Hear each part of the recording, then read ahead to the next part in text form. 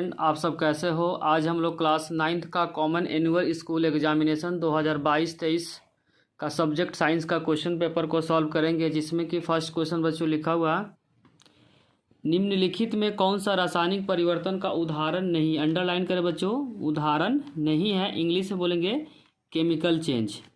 तो पहला में जो लिखा बच्चों फलों का पकना क्या है, रासायनिक परिवर्तन है। लोहे का जंग लगना रासायनिक परिवर्तन है। मोम का पिघलना बच्चों क्या है, फिजिकल चेंज है, इंग्लिश में इसको बोलेंगे भौतिक परिवर्तन। और दूध से दही जमना क्या है, केमिकल चेंज है। तो इसमें बोला नहीं, तो बाकी क्या है, केमिकल चेंज है और ये क्या है, फिजिकल चेंज है, जिसको हिंदी में बोलेंगे बच्चों भौतिक परिवर्तन। तो फर्स्ट का जो करेक्ट आंसर हो जाएगा वो सी हो जाएगा। क्वेश्चन नंबर सेकेंड में बच्चों लिखा हुआ तरल प्रवाह का गुण दर्शाते हैं, निम्नलिखित में से सही कथन को चयन कीजिए। इंग्लिश में बोलेंगे fluid can show property to flow, choose the correct statement from the flowing. तो इसका करेक्ट आंसर हो जाएगा बच्चों गैस और द्रव तरल पदार्थ के रूप में व्यवहार करता है। और इंग्लिश में बोलेंगे gases and liquids behaves like a fluid. तो इसका जो करेक्ट आंसर हो जाएगा बच्चों सेकेंड का करेक्ट आंसर हो जाएगा क्या, सी। क्वेश्चन नंबर थर्ड में बच्चों लिखा हुआ रमेश अपने शिक्षक द्वारा आगे की मेज पर रखे गए नमूनों को देख रहा है, निम्नलिखित में कौन सा शुद्ध पदार्थ है। अंडरलाइन करो बच्चों, शुद्ध पदार्थ है, इंग्लिश में इसको बोलेंगे प्योर सब्सटेंस। का उदाहरण नहीं है, पहचानने में उसकी मदद कीजिए। ये अंडरलाइन कर बच्चों नहीं है। तो बेकिंग सोडा क्या है, प्योर सब्सटेंस है। सोडियम क्लोराइड क्या है, प्योर सब्सटेंस है। ग्लूकोज भी क्या है, प्योर सब्सटेंस है। लोहा और सल्फर का जो मिश्रण होता है वो क्या है, ग्लूकोज। लोहे और सल्फर का जो मिश्रण होता है बच्चों वह क्या, हेट्रोजीनियस होता है। और हेट्रोजीनियस जो होता है वो क्या होता है, शुद्ध नहीं होता है। तो थर्ड का भी करेक्ट आंसर क्या हो जाएगा, सी हो जाएगा। बेकिंग सोडा भी प्योर सब्सटेंस है बच्चों। सोडियम क्लोराइड क्या है, प्योर सब्सटेंस है। ग्लूकोज भी क्या है, प्योर सब्सटेंस है।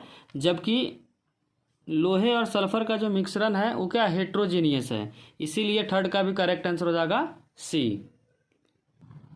क्वेश्चन नंबर फोर्थ में बच्चों गिवन है एल्यूमिनियम क्लोराइड के रासायनिक सूत्र लिखिए। इंग्लिश में बोले दिया हुआ chemical formula of aluminium chloride. तो एल्यूमिनियम क्लोराइड का जो फार्मूला था बच्चों AlCl3, जो ऑप्शन नंबर डी में गिवन है। तो फोर्थ का करेक्ट आंसर हो जाएगा बच्चों डी। क्वेश्चन नंबर फिफ्थ में लिखा हुआ सोडियम हाइड्रोक्साइड में कितने तत्व उपस्थित है। तो सोडियम क्लोराइड का जो फार्मूला होता है NaOH का होल 2। तो इसमें बोला कि कितने एलिमेंट है, और हिंदी में बोलेंगे बच्चों तत्व। तो एलिमेंट का है Na और ऑक्सीजन और हाइड्रोजन। इसमें तीन एलिमेंट क्या है, प्रेजेंट है। फर्स्ट में क्या है, नाइट्रोजन है। सेकंड में ऑक्सीजन है और थर्ड में क्या है, हाइड्रोजन है। तो करेक्ट आंसर हो जाएगा बच्चों ए, क्योंकि इसमें एलिमेंट कितना है, तीन है। कौन कौन सा एलिमेंट है, सोडियम है, ऑक्सीजन है और हाइड्रोजन है। तो फिफ्थ का करेक्ट आंसर हो गया ए। क्वेश्चन नंबर सिक्स में लिखा हुआ है एक परमाणु में 19 प्रोटॉन है, 18 इलेक्ट्रॉन है और 21 न्यूट्रॉन है। उस परमाणु की परमाणु संख्या क्या होगा। इंग्लिश में बोला हुआ एटॉमिक नंबर। क्या बोला बच्चों, एटॉमिक नंबर। तो एटॉमिक नंबर ध्यान रखिए हमेशा क्या होता है बच्चों, नंबर ऑफ इलेक्ट्रॉन के बराबर होता है। हिंदी में बोलेंगे जो परमाणु संख्या होता है बच्चों हमेशा क्या होता है, इलेक्ट्रॉन की संख्या के बराबर होता है। तो इलेक्ट्रॉन का संख्या क्या है, 18 है। और ऑप्शन में फर्स्ट नंबर पे क्या है, 18 है। तो 6 का जो करेक्ट आंसर हो गया ए हो गया। क्वेश्चन नंबर 7 में लिखा हुआ परमाणु संख्या 20, अंडरलाइन करें बच्चों, 20 वाले तत्व के लिए क्रमशः K, L, M, N कोष में इलेक्ट्रॉन की संख्या का सही वितरण चुने। इलेक्ट्रॉनिक कॉन्फ़िगरेशन में क्या लिखेंगे बच्चों, 20 है तो 2, 8, 10, 8, 18 और 2, जो कि ऑप्शन नंबर बच्चों डी में है। पहले में क्या फिलअप करेंगे 2, सेकेंड में 8 और थर्ड में भी 8 और लास्ट में क्या करेंगे 2। तो इसका ऑप्शन हो जाएगा बच्चों डी। तो 7th का करेक्ट आंसर हो गया डी। अगर बच्चों वीडियो अच्छी लग रही है तो लाइक, कमेंट और सब्सक्राइब करना चैनल को ना भूलें। अपने मार्क्स कमेंट सेक्शन में ज़रूर लिखें। क्वेश्चन नंबर 8 में बच्चों गिवन है किसी बिलियन में रखी एक कोशिका सिकुड़ जाएगी यदि कोशिका में पानी के अणुओं की सांद्रता आसपास के बिलियन से अधिक हो। तो इसका करेक्ट आंसर हो जाएगा बच्चों सी। सिकुड़ेगा बच्चों कब? जब कोशिका में पानी के अणुओं की सांद्रता आसपास के बिलियन से क्या होगा? अधिक होगा। तो 8 का जो करेक्ट आंसर हो गया सी। क्वेश्चन नंबर 9 में बच्चों गिवन है कार्टिलेज इज फाउंड इन। तो ध्यान रखें बच्चों, कार्टिलेज जो होता है एक्सटर्नल ईयर में होता है, तो इसका करेक्ट आंसर हो जाएगा बी। और इंग्लिश में हिंदी में क्या बोलेंगे? बाहरी कान। तो क्वेश्चन नंबर 9 का जो करेक्ट आंसर हो गया बच्चों बी। क्वेश्चन नंबर 10 में गिवन है बच्चों किसी वस्तु के विस्थापन, अंडरलाइन करें बच्चों, विस्थापन जिसको इंग्लिश में बोलते हैं डिस्प्लेसमेंट के संबंध में निम्नलिखित में कौन सा कथन सत्य है? अंडरलाइन करें बच्चों, सत्य है जिसमें लिखा है विस्थापन में परिणाम के साथ साथ दिशा भी होता है। तो पहला स्टेटमेंट क्या बच्चों? सही है, क्योंकि जो डिस्प्लेसमेंट होता है डिस्प्लेसमेंट में परिणाम भी होता है और साथ साथ क्या है? दिशा भी होता है। और इसमें बी में लिखा है विस्थापन का परिणाम दूरी से अधिक होता है। गलत है, विस्थापन में परिणाम होता है लेकिन कोई भी दिशा नहीं होता है, रॉन्ग है। और विस्थापन शून्य नहीं होता, ये भी क्या है? रॉन्ग है। तो करेक्ट आंसर हो जाएगा बच्चों 10 का ए। क्वेश्चन नंबर 11 में बच्चों गिवन है 80 केजी और 20 केजी द्रव्यमान वाले दो पिंडों पे लगाया गया बल 20 न्यूटन और 60 न्यूटन है, तो त्वरण का अनुपात ज्ञात कीजिए। बच्चों बल का जो फॉर्मूला होता है F इक्वल में m इंटू ए।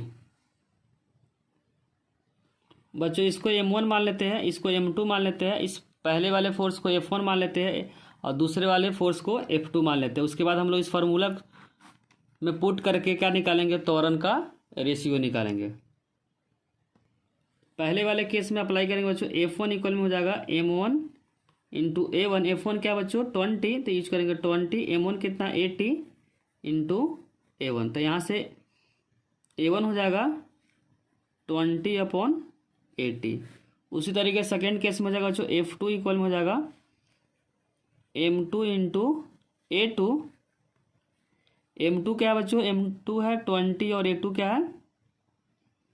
F2 कितना? 60, तो यहाँ यूज करेंगे 60। यहाँ से A2 अगर निकालेंगे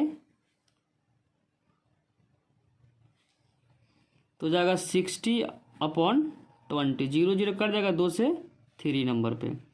पूछा क्या बच्चों? रेशियो पूछा हुआ। 0 0 से 0 कट जाएगा और 2 से 4 कट जाएगा, तो 1/4। तो रेशियो पूछा A1/A2। A1 का रेशियो है 1/4 और डिवाइड 3/1।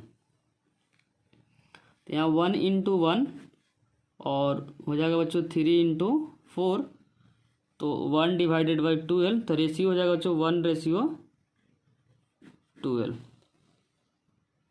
तो त्वरण का रेशियो आ गया बच्चों 1/12, जो कि ऑप्शन नंबर बच्चों डी में गिवन है। तो 11 का करेक्ट आंसर हो गया बच्चों डी। क्वेश्चन नंबर 12 में गिवन है बच्चों 20 मीटर प्रति सेकंड के निरंतर वेग से चलती हुई 200 किलोग्राम की रेलगाड़ी का संवेग, संवेग का मतलब होता है मोमेंटम। तो मोमेंटम का फॉर्मूला होता है बच्चों, इसमें गिवन है 20 मीटर प्रति सेकंड, तो इसमें v गिवन है 20 मीटर प्रति सेकंड और इसमें किलोग्राम है, मास गिवन है बच्चों 2000, मास गिवन है 2000 kg। और मोमेंटम का फॉर्मूला होता है p इक्वल में m इंटू v। m कितना बच्चों? m है 2000, तो यहाँ यूज करेंगे 2000 और v गिवन है 20, तो इसको मल्टीप्लाई करेंगे तो 2 2 जा 4, 4 पे कितना 3 0 1 4 0, तो 4 0 हो जाएगा यहाँ पे। तो इसमें कर रखा 4 इंटू 10 के पावर 4 kg मीटर पर सेकेंड, जो कि ऑप्शन नंबर बच्चों सी में गिवन है। तो 12th का करेक्ट आंसर हो गया सी। क्वेश्चन नंबर 13 में बच्चों गिवन है एक संगीत समारोह में ऑर्केस्ट्रा बजाने से पहले एक सितार वादक सितार की डोरी के तनाव में समायोजित करने की कोशिश करता है और डोरी के उपयुक्त ढंग से खींचता है। ऐसा करके वह क्या समायोजित कर रहा है? तो इसका आंसर हो जाएगा बच्चों अन्य संगीत वाद्य यंत्रों की आवृत्ति के साथ सितार की आवृत्ति। तो इसका करेक्ट आंसर हो जाएगा बच्चों डी। तो 13 का जो करेक्ट आंसर हो जाएगा बच्चों डी। क्वेश्चन नंबर 14 में पूछा हुआ the distance between two conjugative crest और trough is x the wavelength of the wave. तो बच्चों जो वेव लेंथ होता है दो लगातार या दो कंजुगेटिव क्रेस्ट और ट्रफ के बीच का दूरी को क्या बोलते हैं? Wave length. जो किसके बराबर दे रखा है बच्चों? एक्स के बराबर दिया हुआ है। तो यहाँ पे वेव लेंथ कितना हो जाएगा? एक्स हो जाएगा। तो इसका करेक्ट आंसर हो जाएगा बी, क्योंकि वेव लेंथ का जो डेफिनेशन होता है बच्चों दो लगातार क्रेस्ट और ट्रफ के बीच का दूरी, जो क्वेश्चन के अंदर क्या है? एक्स है। तो इसीलिए क्वेश्चन नंबर 14 का जो करेक्ट आंसर हो जाएगा बी। क्वेश्चन नंबर 15 में पूछा हुआ निम्नलिखित में कौन सा 3 वृत्त पोषक, जिसको इंग्लिश में बोलते हैं माइक्रो न्यूट्रिएंट्स, पौधे की वृद्धि के लिए आवश्यक है? तो इसका आंसर हो जाएगा बच्चों नाइट्रोजन, फॉस्फोरस और पोटेशियम। इसका correct answer B, option number B में दिया हुआ बच्चों। तो 15 का करेक्ट आंसर हो गया बी। क्वेश्चन नंबर 16 में बोला हुआ बच्चों किस फसल पैटर्न में एक ही खेत में दो या दो से अधिक फसल, अंडरलाइन करें बच्चों, दो या दो से अधिक फसल को एक साथ उगाना शामिल है, उसको बोलते हैं बच्चों मिश्रित अर्थव्यवस्था। इंग्लिश में बोलते हैं इसको मिक्स क्रॉपिंग। तो 16 का करेक्ट आंसर हो गया बच्चों डी। अगर बच्चों वीडियो अच्छी लगी हो तो लाइक, कमेंट और सब्सक्राइब करना चैनल को ना भूलें और अपने मार्क्स कमेंट सेक्शन में ज़रूर लिखें।